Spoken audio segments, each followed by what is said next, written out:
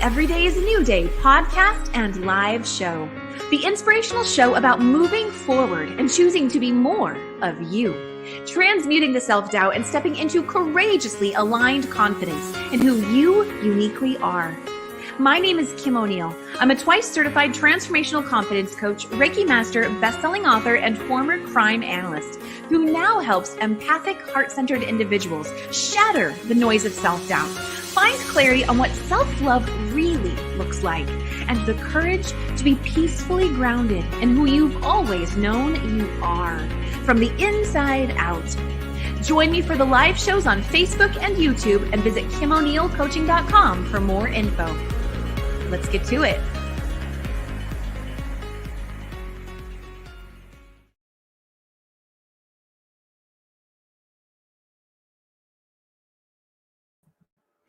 All right, and welcome to the Everyday is a New Day show. My name is Kim O'Neill. I'm so happy to have you here with us.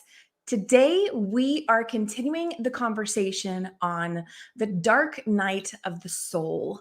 If you joined us last time, we shared perspectives and insights, experiences about real life dark night of the soul experiences. Real life, that sounds so silly. But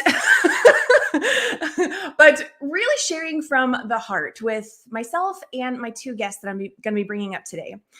The reason why we are doing a part two of Dark Night of the Soul is because that is not where the story ends. When you're going through a Dark Night of the Soul experience, I know I'm just diving right into it, right? Diving right into it. When you're having or feel like you're going through a Dark Night of the Soul experience, something that's really deep, really heavy, really confusing, really just filled with so many emotions, right? So many emotions, maybe confusion, whatever it may be. And you recognize, oh my goodness, this is possibly unlike anything you've ever experienced before. It may feel like that's where the story ends. May feel like that's where, oh my goodness, right? All hope is lost. Things are so dark. How do I get out of this? And that is what today's conversation is about. Actually, let me rephrase that. Today's conversation isn't so much about the how you get through it. It's about what comes next. Because it's not about going around it, going under it, right? It's about going through it. And we talked a lot about that in the first conversation. So if you didn't watch that one yet, and this is really speaking to you, I absolutely encourage you to check out the first Dark Night of the Soul conversation I had with today's guests. And of course, you can find that on Facebook or YouTube, and then come back to this conversation. But if you already had that one and you're feeling like, you know what, I'm so ready, or maybe you're simply like, you know what, thank you, Kim, for telling me that this is not where it ends, that there's something more. That's what we're going to be talking about today. Because as you go through it, when you go through it, you find out there's so much more. There's a bright light on the other side. And I personally believe that that bright light is simply you that comes through on the other side. And it's a reformed, transformed, rebirthed version of you. It's your next iteration. Who you were before was amazing. And who you're being called to be next is requiring this rebirth transformation process that you're going through. And so before I bring up my guest, I just want to say one last thing to really highlight and encapsulate all of that. The diamond once lived its life as charcoal. And that unexpected pressurized process yielded that most valuable gem that it becomes next. Its diamond self. So that is you. I'm so happy to have you here. And with that said, I want to bring up today's guests. Welcome to the show, Barrie and Angie Kraft-Meldahl. Welcome to both of you. Hello. Thank you for having us. Hi. So, Karen and Angie, of course, I wanted to go ahead and share with everyone a little bit more about who each of you are before we get into our conversation. And so everyone can know kind of all the different facets of where we may go with today's conversation, because when we finished the last one, we realized there's so much more. There's so much more to share with you. So Angie Kraft-Meldahl is a certified intuitive life coach, certified quantum success coaching academy, law of attraction coach, an Akashic records teacher and guide, and a life purpose hand analyst. I just think all of that is so cool. So thank you for being here, Angie. Thank you. And Kara Barrie. And Kara, I always say Kara, but is it Kara or Kara, or is it both? However you say it, Kim, is fine with me. Okay, thank you. Okay. So Kara Barrie is a channeler and spiritual hand holder, also known as the Dolphin Messenger, but she does channel messages from lots of different energies. And she brings through messages of love, peace, and unity. And she's also the co-founder of Freedom with Frequency. So Kara, it's awesome to have you here with us too. Thank you for being here. Thank you. Thank you so much. Yes. So I see we have many comments from our audience today with us. Oh, so many friends. So awesome to see you all here. So yes, as we go through today's conversation, if you have any questions or comments, ahas, insights, whatever it may be, do feel free to please ask, share with us, and we love to engage and interact with you.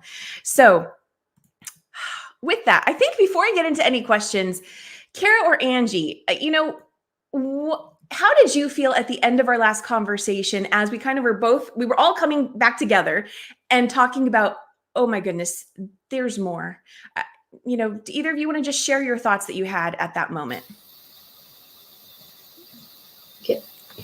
Yeah, absolutely. I was feeling that too. There was so much that we left unsaid because there's so much to say about this topic. We could go on and on for hours, right? Sharing about this because it's so big and it's so different in how we each experience it. There's just so much to share. And I feel like as we're sharing, it's really healing too. So there's a whole nother layer. Great point. I agree. It's very healing to share for sure. Kara, any extra thoughts, like what that was like for you at the end of the last one?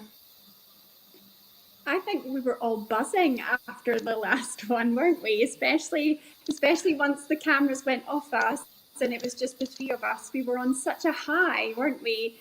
I think because we were tapping into the energy that's there for the taking within the dark night of the soul. And by talking about it, we were kind of invoking the power of it almost. And in some ways, that's how our guides and angels, when they're looking down upon us, when we're going through it, when we're in the thick of it, that's how they feel about seeing us. They're like, yes, this is happening. It's amazing.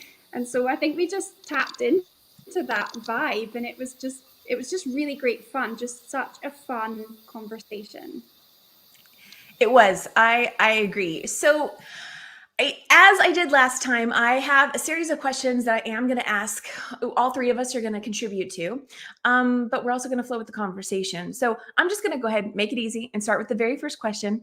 And so that very first question is, what was the spark? Okay, so yeah, I don't know if I said this. So today's conversation is really highlighting, of course, that after point of the dark night of the soul, which I was inspired. Angie, you used the word spark at the end of our last conversation, and that so resonated with me because I was just kind of getting this like vision of like the light that comes through. So today's conversation is about the spark, the dark night ignites.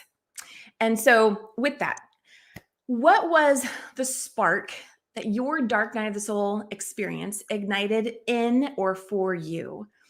Yeah, Angie, would you like to answer that first? Yeah, absolutely. For me, I feel like the spark that was coming through was really the things that I came to share in the world that I had stuffed down or ignored or not wanted to go down those paths, right? Because all of the fear that I had around it. What would that look like? How would I do it? How would I support myself? Like every question that comes up, or feeling that, I wasn't worthy, or I didn't have the confidence to do it, or whatever. It really ignited in me that passion to follow my mission and to be my true self and to live my purpose and do it without worrying about what anyone's thinking, right? Just do it anyway, right? So I feel like for me, that's the biggest spark that went off and, continues to, I feel like, grow every day since I basically surrendered to the spark, right? Like while I was in the process and it was a process of surrendering and saying, I'm going to do this once and for all. The word I'm getting is you were unleashed. And it sounds like a sense of freedom came through. Yeah, absolutely. I love that. I love that. Kara, how about you? What was the spark that came through for you?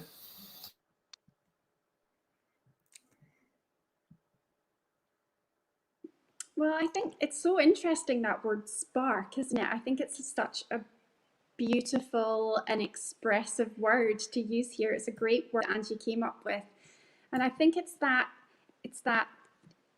sense of just the beginning, isn't it? And that doesn't take much, but spark becomes bigger, and before you know it, everything else around you is just lit up with so much light. And for me, my sort of aftermath of my dark night of the soul, the spark was really that spark of intuition, lighting the spark of your extra senses coming online. And it felt like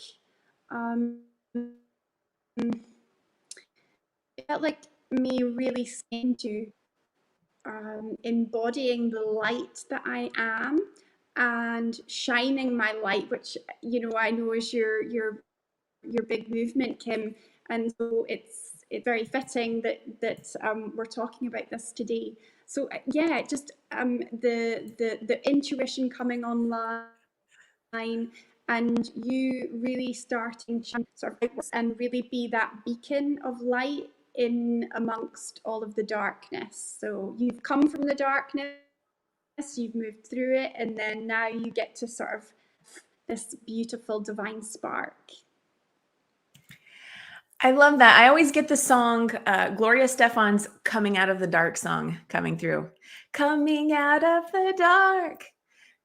Fine. Okay, I'm not going to sing. But that's what was coming through as you were speaking. And yes, I'm getting a lot of that these days, that our world is coming out of the dark into the light, and you both have answered this question so beautifully and so with such depth. What comes to mind first for me when I think about what was the spark that my dark night of the soul experience really birthed?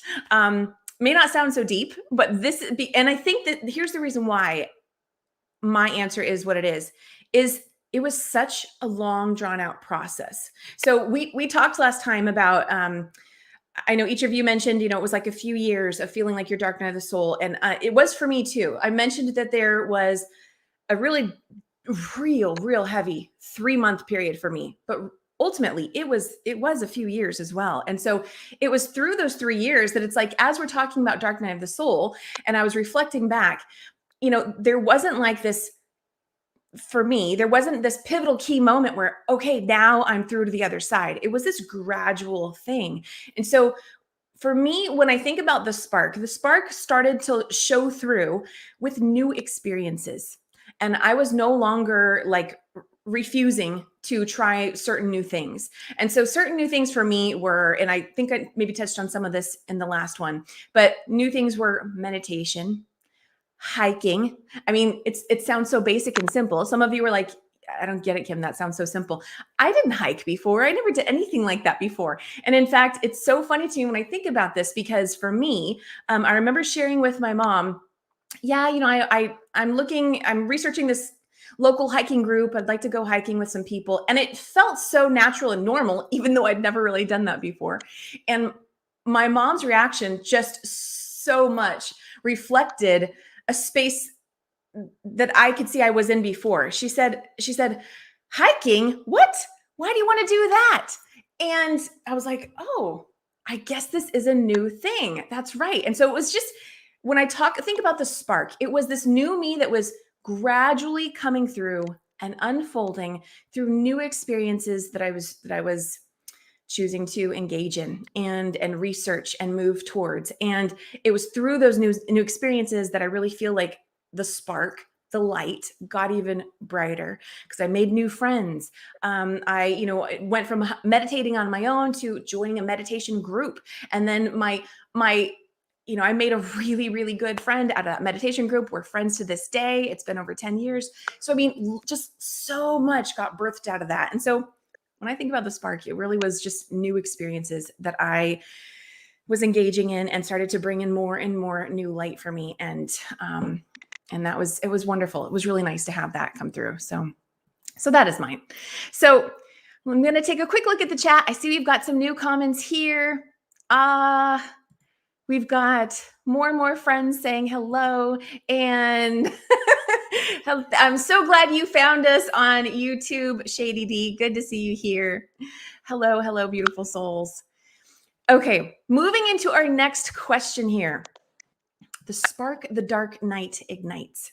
So, who did you become as a result of, this just who did you become as a result of your experience? Talking about the new version of who you are that you're being transformed into, just like the butterfly behind Angie. I love that that's here with us today.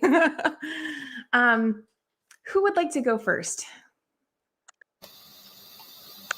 Go ahead, Cara. Are you?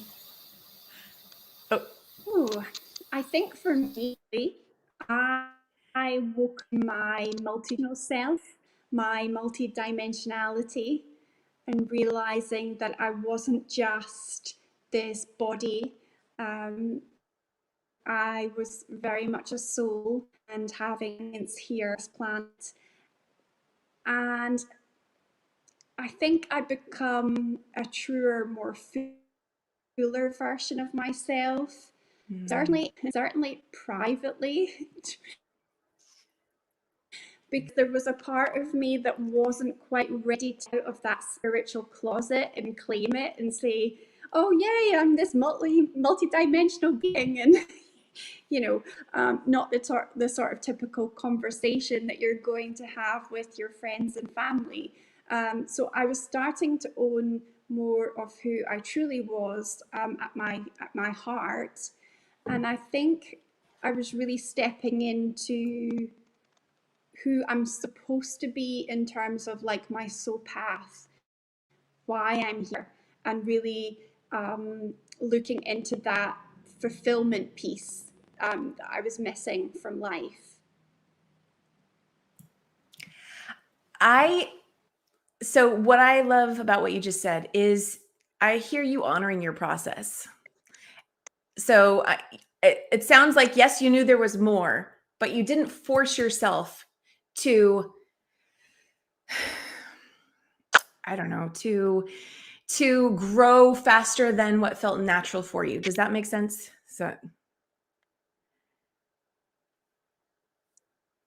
yeah, okay. Absolutely, because it's still very scary and new, and it's just the unknown. You're very much stepping into the unknown.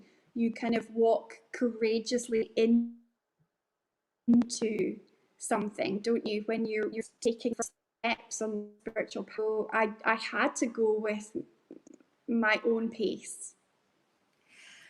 And Kara, just so you know, I'm experiencing a little bit of like in and out static. So I don't think I'm catching every word that you said, and I don't know if our audience is either, but we're catching all the key parts. So I just wanted you to be aware of that. So thank you for that.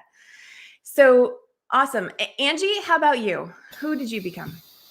For me, and I apologize, I'm staying muted. We're having this really loud thunderstorm. So if you can hear it when I unmute, that's what it is. So for me, I definitely became the leader of my life. And I was not the leader before that. I was, feeling like I had to work in certain jobs and, someone else was always the leader of me. And that's how I looked at it. It was not true. It was just my perspective, right? I was always following the leader. And I really moved into being the leader of me, which I truly think that that's the first step in anyone becoming a leader of anything, is first you need to be the leader of one, right? The leader of yourself.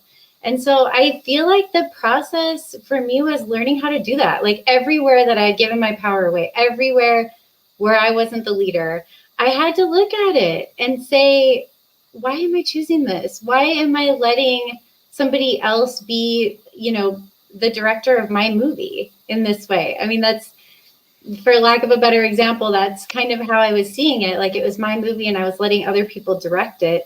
And I needed to take over and be the director and the star of my movie. And so I feel like that's what I became, is I became the leader of me.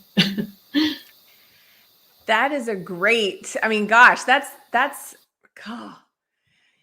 is beautiful, Angie. That's wonderful. I will say for me, I became someone who was calmer and more aware of certain things. And for me, that was also this, I would say, a greater opening to recognizing my emotions as they were happening in life and tuning into them. And that was a big thing. So, I think it's so common to go through life thinking, what? I know my emotions, I have my feelings. And then do you ever have experiences where someone asks you, how are you feeling? And you don't have an answer? Or how do you feel about this or that? And you don't know how to articulate it. So that was the beginning of that for me. And very grateful for that. That was something I just never expected.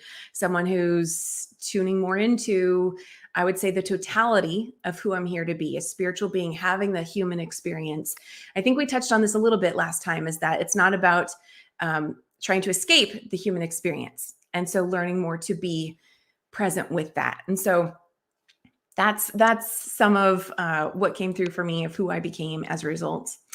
So taking a look at our comments again, I see we have someone here who found us. So glad that you found us. And yes, we are also on YouTube right now, on YouTube on the Kim O'Neill channel. It's just simply Kim O'Neill.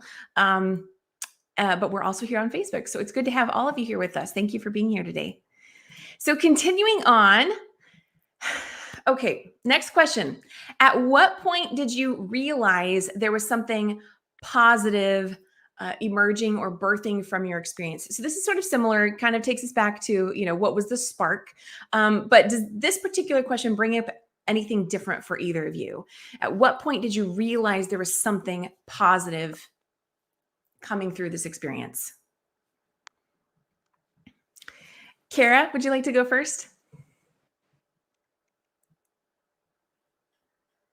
Yeah, hopefully you can hear me okay. We'll be fine. Yeah, I just wanted you to know it sounds better right now. Yeah, I think we're good. Okay, good. Could you repeat the question, Kim? Okay. How about this? Angie, would you like to go first? And Kara, I'll just simply repeat the question. The question is, at what point did you start to realize there's something positive coming out of your dark night of the soul experience? And I guess I feel like there's something else I want to add there, is that what this really requires is that recognition of noticing that everything is connected and linked. It's not like, oh, here's the dark night of the soul. Now I'm kind of out of that and life's different. I'm so glad things aren't as horrible as they used to be. And, oh, now there's something new and amazing in my life. And that's disjointed from that. They're all connected. And so, so that might be kind of part of what sparked this conversation, or this particular question as part of this conversation.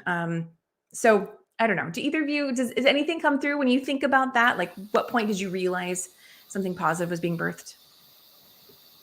Absolutely. Yeah. I think that moment for me was kind of enduring it. I was enduring it for maybe like a year or so, not really wanting to go into those deeper emotions yet, like knowing that all that was marinating under the surface and just kind of being like, I'll put my toe in there. No, water's too cold, right? So eventually I feel like there was that breaking point, and I feel like so many of us have had it where it's like, it's too much. And it's just like you call out for source, God, whoever will listen to you, right? Like you just say like, please show me. I can't even remember what the words were that I used, right? It was something to that effect. Like, please show me, because I realize there's something that needs to change. I realize I'm not using my gifts. I'm not following what it was that spirit, wants for my life, or that I had intended or planned, right? And I think it was just in that moment, which is funny that we were having this. I'm thinking about how this thunderstorm is going on. It's like that crack of lightning moment, right? When you say, okay, what is it? Please show me. And I think that was the positive for me, that was the surrender, like the moment where I just let it all go. Like, it doesn't matter. I don't need to hold on so hard to all these things I've created. If they fall away, they fall away. I cannot feel like this anymore. So something has to give, right? And it was just that moment of whatever happens, happens. And I'm gonna go, and I'm gonna surrender to it. Oh, love that. And I love the metaphor of the storm and the lightning. Yes. Finally just surrendering to it. Yes. Kira, how about you? For me, Kim, my dark night of the soul really opened up the beginning of my spiritual awakening. And so it really put me on that spiritual path, which was such a gift. That in itself was the biggest blessing. And I would go through it all again if it meant that, I ended up on the spiritual path. So I have such enormous gratitude for my dark night of the soul. So I certainly feel into the gratitude of it all. I also am very grateful for the fact that it turned me into more of an energetic master in being able to work with and weave energies and be more of the commander in my own reality, a bit like what Angie said, taking leadership role and taking charge, but really waking up to the fact that we have guides, we have angels, we can call on them, we can ask them for help, assistance, guidance, and it's all there for us if we just open ourselves to receive it. Love it. I love the answers both of you are sharing. So for me, it's so funny because initially I had different things show up in this answer, really basic things like just, how life started to feel fresher. And I mentioned in some of my notes I'm looking at, just like I was able to start to laugh again and start to see how energy was shifting. But really the deeper connection point for me was when I was able to see that, okay, this situation that happened on the surface that felt like just so much turmoil and chaos came out of it. When I started to see the connection point between that and other things that had happened prior in my life, and how all of those were connected, leading me up to this moment, and how, oh my goodness, I hadn't yet quite healed from something that happened years before. And therefore, this situation happened to help me to see that and how it was playing out in my life. So to not be so vague. So mine, again, was a relationship that ended very unexpectedly. And it was very much a codependent relationship that I recall having at one point this awareness of, this is a codependent relationship. Oh my goodness, what are we going to do when this ends? Well, I got to find out. And so when it ended, as I was going through all of it, when I finally started to see the spark, the positive emerging and birthing through it, was seeing, oh my goodness, this all linked back to, for me, was having an absent father. And so having that absent father and realizing, okay, that's right. Like, we are here to be our selves, whole selves, and not necessarily be attached or requiring other people to be something other than what they feel called to be for themselves. I don't know if I'm quite articulating this as well as I could be, but I hope it's making sense. And yeah, let me know in the comments if this is resonating for anybody. Kara, I see a head nod. Okay, so that's good to hear. Good to see. So for me, it was really that connection piece. As I mentioned before we dived into this conversation, just noticing that everything is connected, that the awful situation actually was bringing to light something that I hadn't quite yet healed from. And this was the gift. And I saw it as a gift in that moment. Like, wow, okay, thank you for showing me that. I really had not seen that. And so that was part of the awareness that came through for me.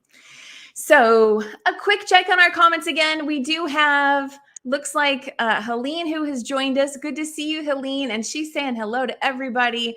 And also saying, I love the light of God. I love the light. God is my walk every day, and I am blessed to walk with God.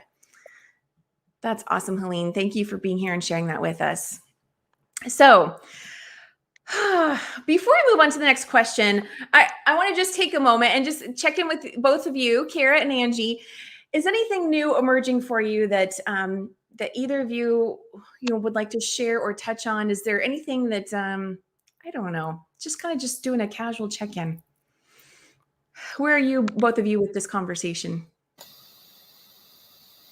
I feel like for me, I'm realizing how far I've come since I initially, started the Dark Night of the Soul process. And I feel like I'm also realizing that it was kind of yes, it was a 3-year process. Like you were saying, you were mentioning, Kim, that I had mentioned and Cara had mentioned hers was too. I think there was a long buildup runway into that 3-year. I don't think it was just like, in that one moment, all of a sudden I was finding myself there, right? So it was kind of like a build. And then that 3 years was kind of like the height of it, if that makes sense. And then there was like a waning from it, if that makes sense. So I feel like the more we talk about it and share our experiences, I feel like it was a very long, actually, journey in and out of it. So anyway, that's what I was noticing. Thank you for sharing that. So I think that's key to point out, because I think it's very easy for a person to say, oh, I'm done now, or I'm supposed to be done now, right? Or doing that shitting on yourself. And that's not helpful, and that's not necessary, because there are lots of gifts that come out along the way. Kara, how about you? Was there anything extra you wanted to add? Yeah, I think the theme of courage is really coming forward for me right now. Just in hearing both your stories, and I suppose reflected back on my own. I mean, the dark of the soul. I mean, it brings some serious wounds, serious, like deep rooted stuff from our past that we've stuffed away, like Angie mentioned at the very beginning of the conversation.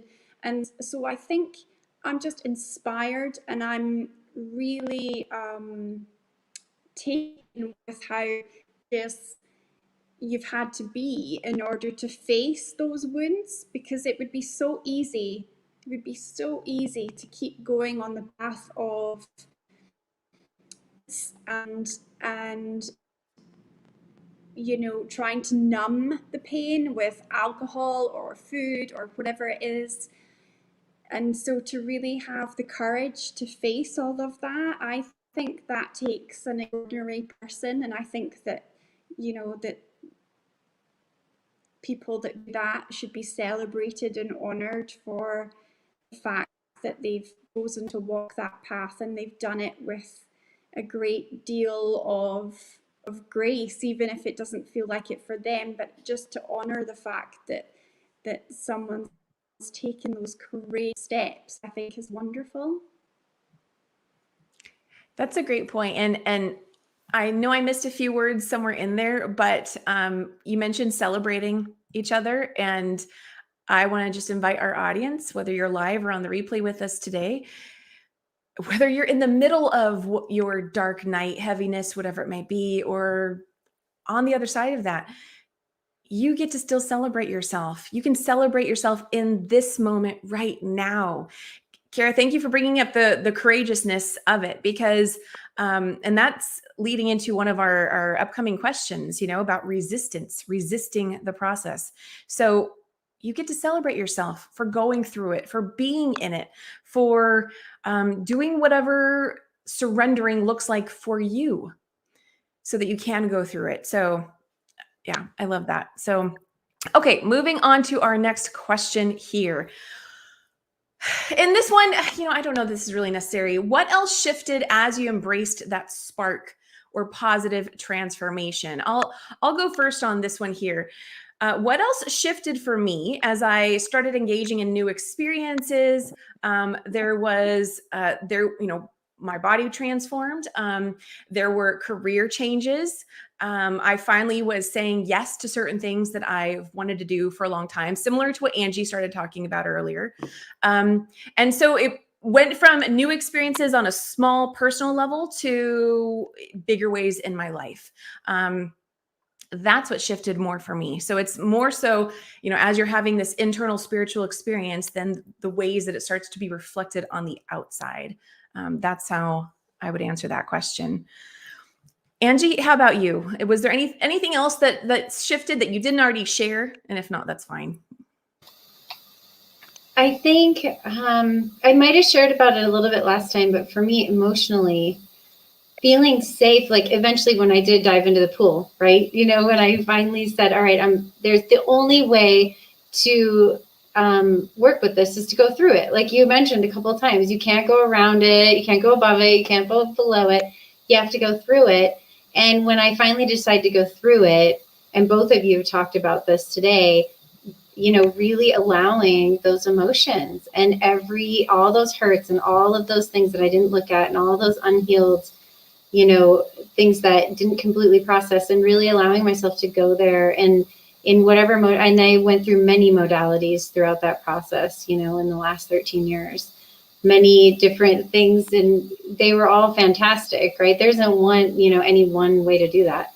So, and coming out the other side, and I know it's we're on this never ending journey of becoming, but as I say, coming out the other side, for me, what that means is I can, and I mentioned this in the last one, I can be safe in any emotion, right? Like I can have any emotion and be safe doing it. And I think that's what the problem for me was, and the challenge was with the dark night, was I didn't want to go into them because I didn't feel safe. I didn't want to go into that deep water because it was too scary to feel all of that. And now I can feel freely, and it's amazing. It's a different level of being alive. It's just a whole different level, and I can have every emotion and appreciate them all for what they are without any guilt or shame around them or fear. Angie, I love that you brought that into this conversation, because that was you articulated that so well. It was safe to feel any emotion. I totally get that. Yeah, awesome. Kara, how about you? Was there anything else that shifted for you that you didn't already share? Yes, definitely.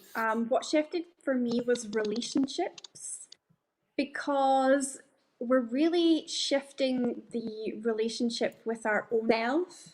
So because of that, we then see those changes with our relationships with our friends, our family, our loved ones.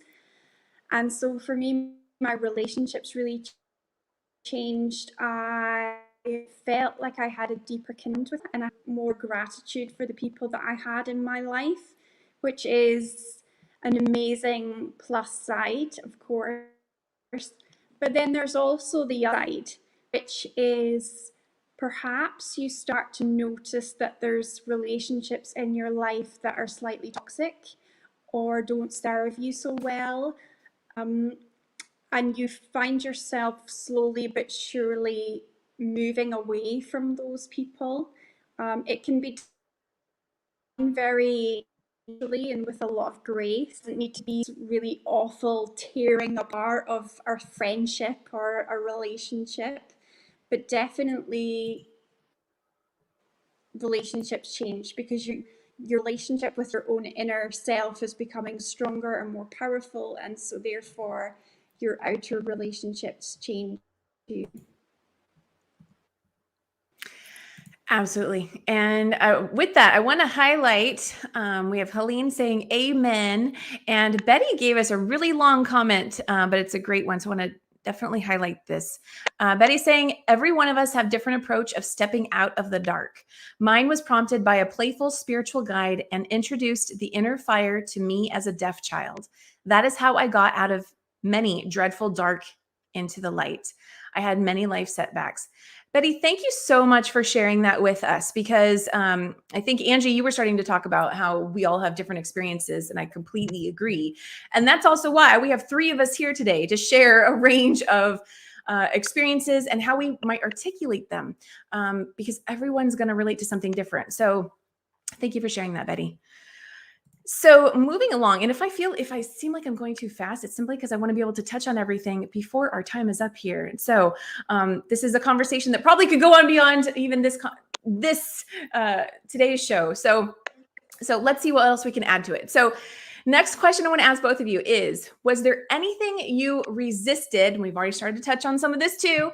Was there anything you resisted in the process of that transformation?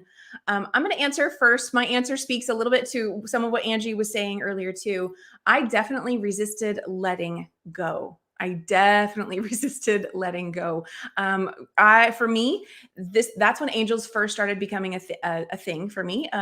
I would, talking to angels and looking for angel resources, listening to angel music, and so I definitely resisted letting go and allowing things to transform, accepting, what was changing. Oh, okay, I no longer have a friendship with this person anymore, and that was really hard, and yet really good and healthy for me to finally to let go of and stop resisting. So that was, that was the big one. That was the big one for me, is just simply resisting letting go. And that's probably speaks to everyone's experience in some way.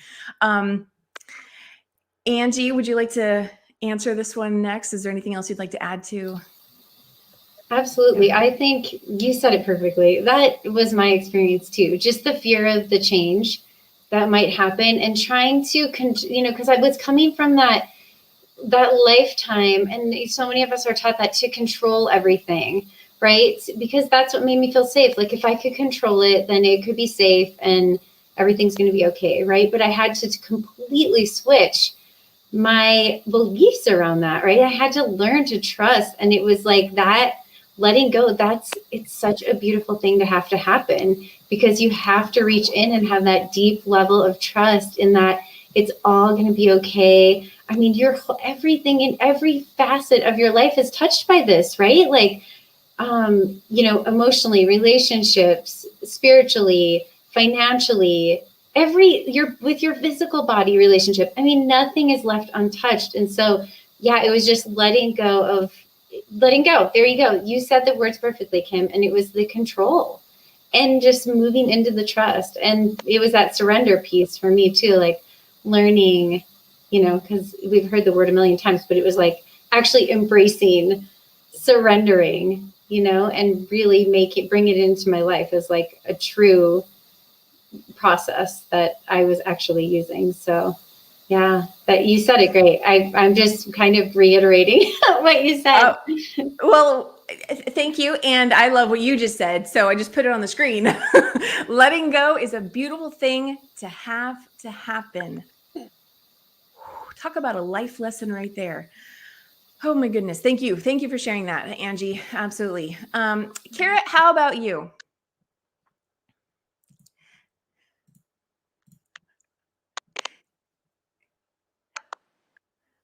Was there anything you resisted in the process? Go ahead. For me, Kim, so for me, it was really about owning it and stepping into the new persona, the new person that I had become. And so I suppose it's similar to what you and Angie said, because you're letting go of the past version of you and you're stepping into this new version of who you are. But I think because of my spiritual gift opening up and becoming a part of my daily life and embracing all of that, it was difficult to then own it publicly and say, this is who I am now and this is what I can do, and I can talk to angels and I'm guided by my intuition. So that was hard. I tried to hide that for a long time. And thank you for sharing that. What I hear is you were in the process of fully accepting and owning your light and who you are and what feels natural for you. And that's a whole other conversation. And that absolutely speaks to the Let Your Light Shine movement too. So, yeah, thank you for sharing that. We have some more awesome comments. Let's go ahead and take a look at these. Sage Tarot is saying, I think the best shift I had was when I was leaving my job. I told my manager I was grateful it was a toxic environment because it was killing me. I thanked the manager and left. Woo! That took some courage right there. Good for you for honoring you and moving towards what felt right for you. Thank you for sharing that, Sage. Okay, I'm going to jump ahead to the last question here because we've already gone in a few different directions and really shared lots of different things here. So last question, and we kind of touched on this earlier, is if you could go back in time and completely stop your dark night of the soul experience from happening, would you? Why or why not?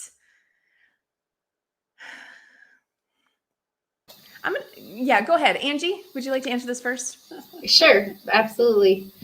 I wouldn't stop it. I would allow it to happen. It was the catalyst for me to transform and for me to, like I said, become the leader of my life, take my power back, heal so many things, in the process of doing that, and really become the person that I intended for this life, right? To really allow that, to let my light shine, like you said. So absolutely, no, I would not, I really wouldn't change a thing at all. I would go through it just as I did.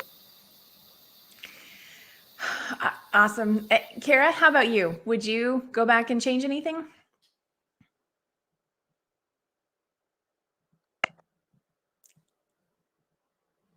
Uh-oh, Kara's frozen on my end. Definitely not. For me, oh, sorry. How about now? Hopefully you can hear me now. I wouldn't change a thing.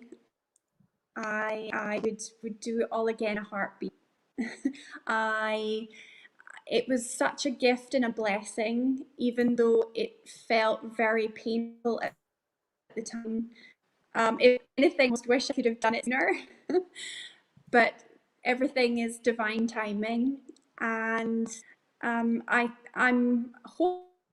hoping that as we have new generations coming into the planet and their beautiful energies, that the children of today are born knowing this stuff. They're already so connected to their soul and their mission and their life purpose.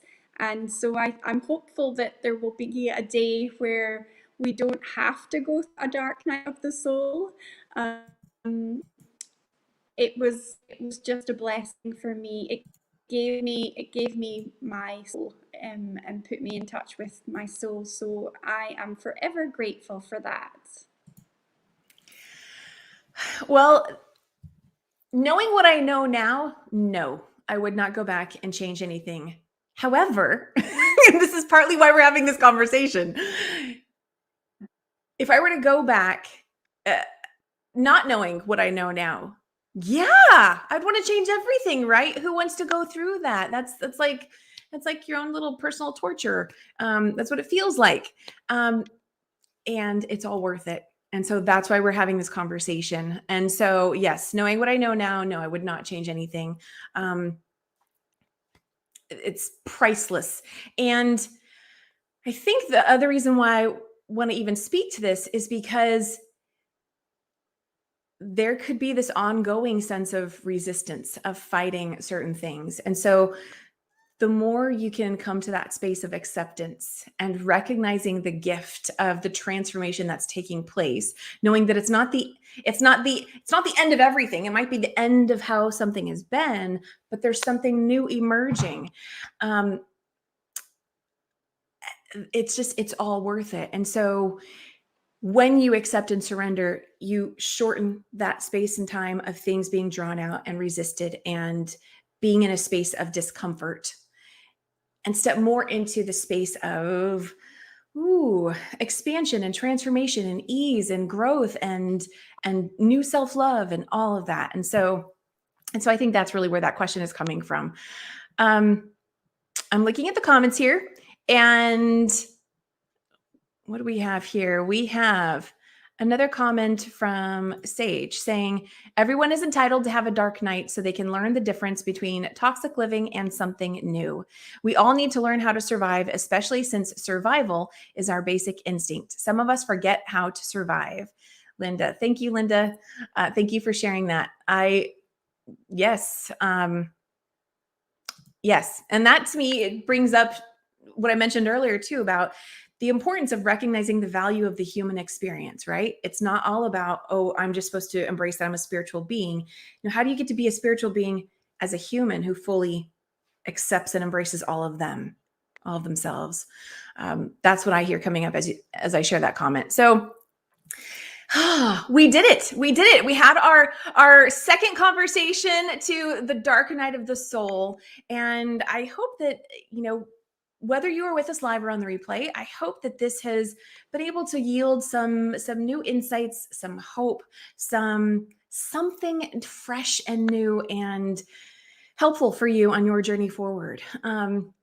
Where you are today does not have to be where you are tomorrow.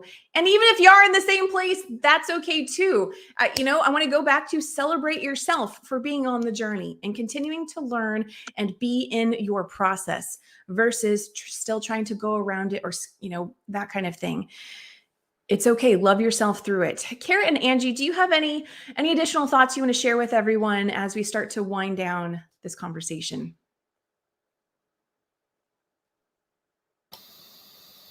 I just want to say thank you for doing this. This is fantastic. What a great topic, and just something, that probably everyone has experienced or might experience at some point. And I think that this information is priceless and really helpful. So thank you for this idea and for the invitation.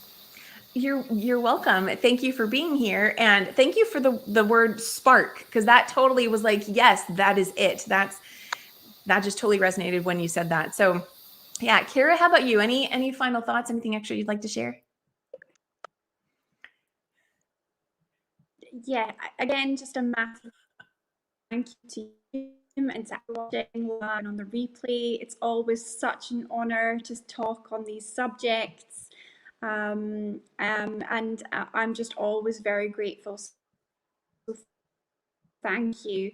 I suppose just echo just you are in the here and now, and that is enough. That is enough for today, because you are enough as you are. So that's what I would like to leave everyone with today. Absolutely. You are enough. And I also just want to add that whenever you find this conversation, so I'm speaking to our replay audience now, whenever you find this conversation is the right time. A phrase that I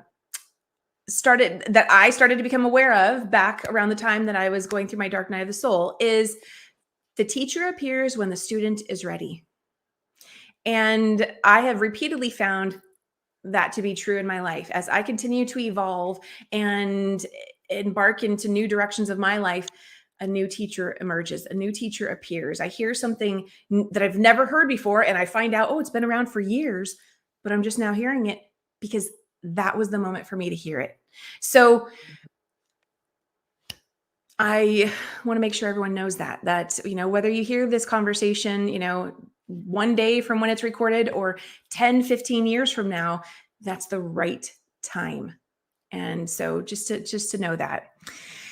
Angie and Kara, will you share with everyone where they can connect with you beyond today's conversation? And Angie, I'll start with you. Where should everyone go to? Let's remove the word should. Where can everyone go if they'd like to connect with you after today's conversation? The probably best way to connect with me is through my website. It's lifepurposepathfinder.com. And if you go to the tab, there's a drop down on the right-hand side, free stuff. I added another free gift in there. So that's a great way to stay connected. If you subscribe, then you're in my list and you'll know everything that's going on all the time. Another great spot is I have a Facebook group. It's Life Purpose Pathfinders, and it's a private community. We talk about subjects like this and all kinds of things about our growth and expansion in that community and life purpose and mission and all that good stuff.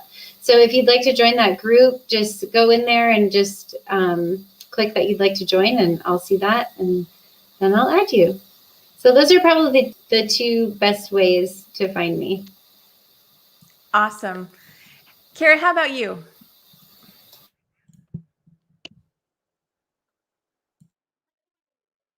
Yeah, the best place to reach me is on my website, which is karabarrie.com.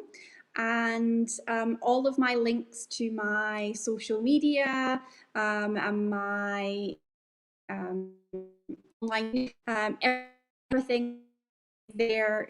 So just take a look at karabarrie.com. Thank you.